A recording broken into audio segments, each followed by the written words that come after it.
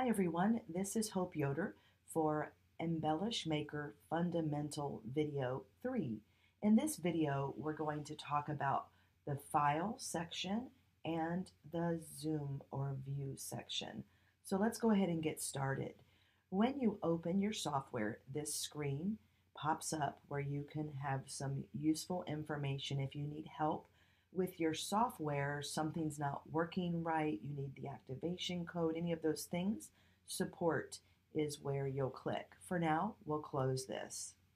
Let's travel up in this section. Here you have options to collapse everything so that it's nice and tidy and you only see what you want to expand. So if I wanted to see file or view, I could just expand those two items.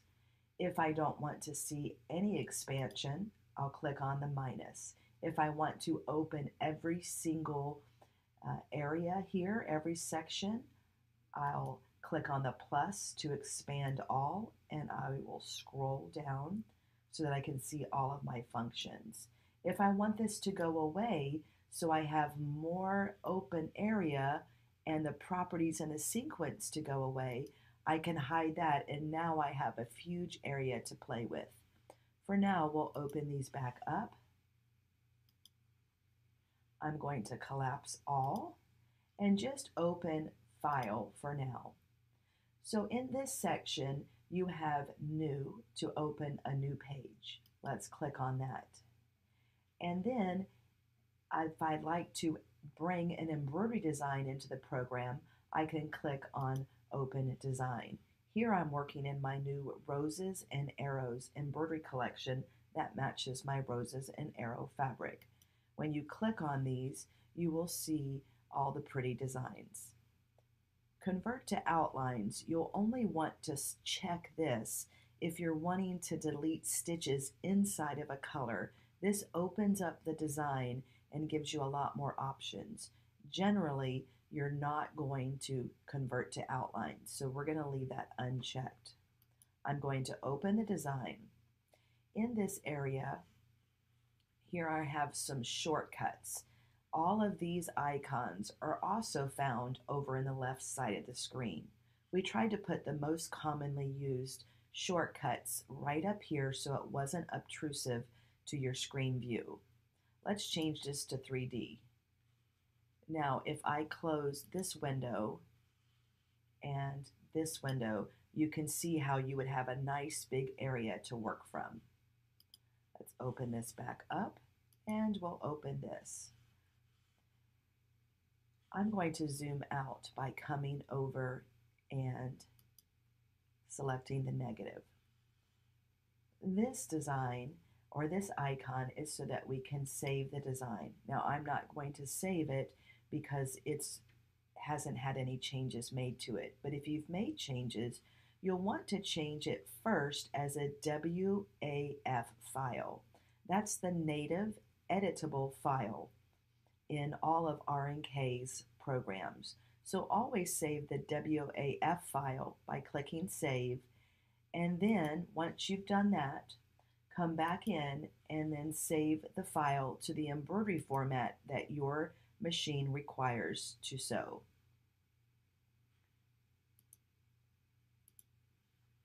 The next icon has a letter N that's orange. Now you may not see this. Any icon that has an orange N means that I have Craft and Cut software loaded onto this same computer, and it opens and functions completely inside of Embellish Maker.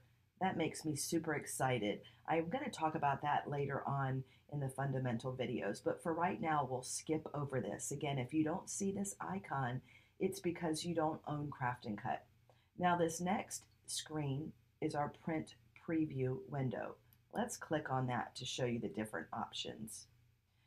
In this, the first thing that I want to show you is that you have more than one page. This is page 1 of 4, and you can see that down here. To get to the next page, you want to click on the next page icon. That is page 2. That is page 3. That is page 4. Now notice this embroidery or this cutting mat. Let me close this out. And before I started filming the video, I was in the view section and I had turned on my cutting mat. So I want to make sure that I turn that off. We'll close this out for now. Let me zoom in again. So that is the print preview window. If I was to select everything and go back to print preview, you can see that I have some options here. Now, are you wondering where everything is? Let me show you why you're seeing the thick crosshairs. In the settings window, you get to control what you want to see. For instance, I have the cutting mat checked. If I unselect that, it goes away. Let's go back into the settings. I also have hoop checked. So if I uncheck hoop and then check OK, that goes away. I like to have thick crosshairs. Sometimes I'm going to print this template onto my Embellish printable template material, and I like the thick crosshairs. If you don't want thick, uncheck them. Notice they're thinner. If you don't want them at all, then you can uncheck this again. Now I want the design colors to show up, and I would probably put a title in there. And for now, we'll just put something fun. Now, this is probably more what you're used to. Let's go down and we can see each segment. Back into settings, so you have total control of this. If you don't want to see all of these different settings, then you can print this in one page. Always leave print actual size checked if you're going to use this for a template and you need it to be the exact size. Now you can see I don't have any other pages. There's just one page, and we know that because it says page 1. It also tells us it's at 100%. And then when you're ready and you have it just like you want, you can go ahead and print the template. We'll close that out for now. Let me zoom in. For this next section, we have a cut icon. And what that does is it's going to delete part of your design and save it to the computer clipboard. For instance, let's say we don't want any of the green. I'm going to select the green, and I can come under the file window and cut it. And notice all the green is gone. Now if I open a new page and I right click, I see the word paste, or we can jump over to this icon and paste that green back in. Down on the bottom are your different window tabs. Let me go back to the original design and let me just paste this in, and then that puts it back. But what you need to recognize is it put it back into the very last position, but it was first. So anytime you cut a segment and you copy it, you paste it back in, it's always going to throw it to the very bottom sequence. So be careful of that. I can right click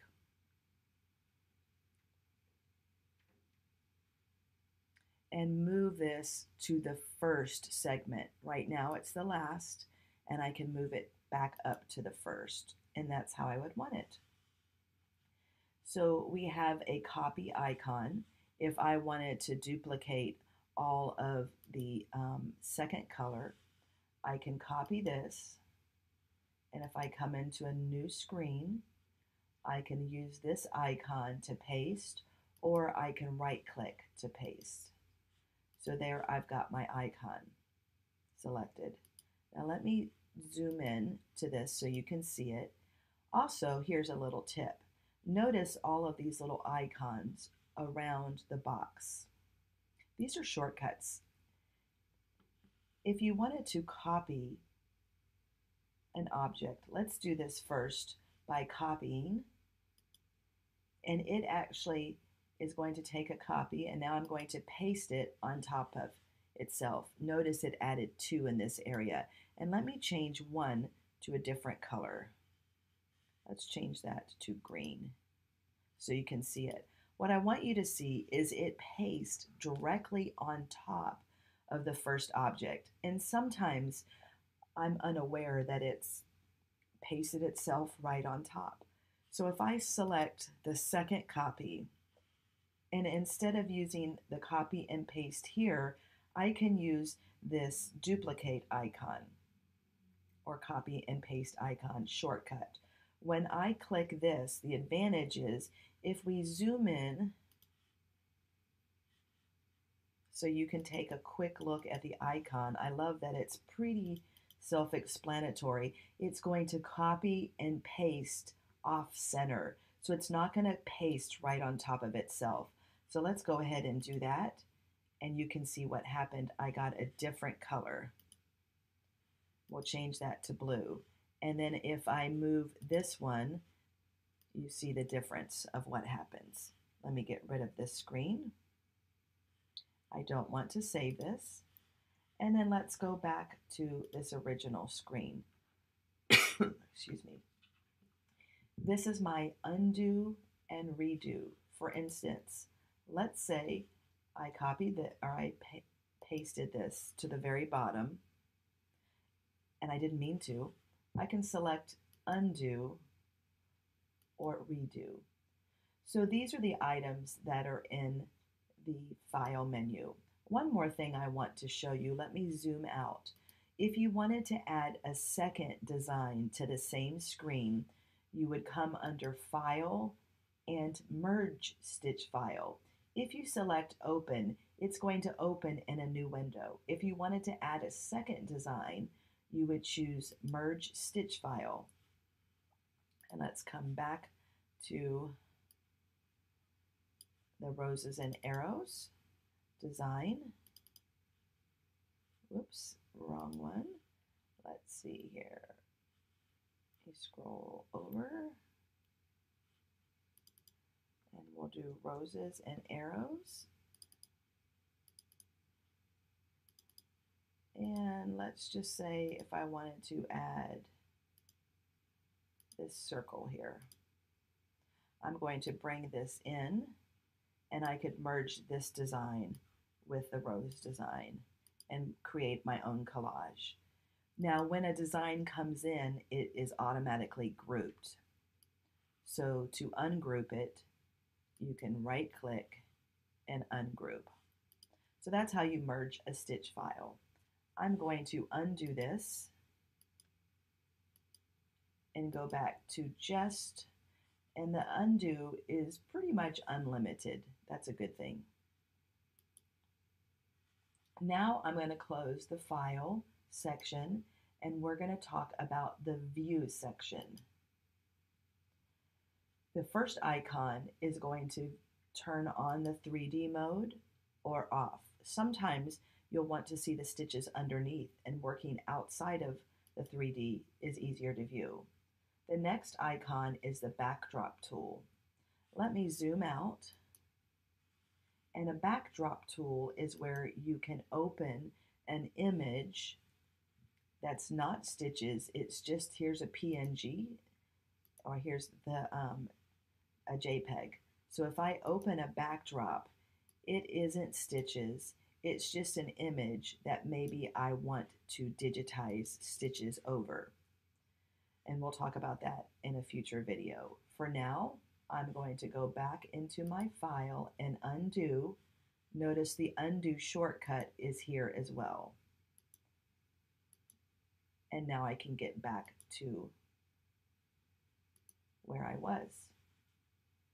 We close the file window. This second, and here's a shortcut to bring it full screen. Let me talk about this icon. This is your grid. And a lot of times I work without a grid, but you may want grid.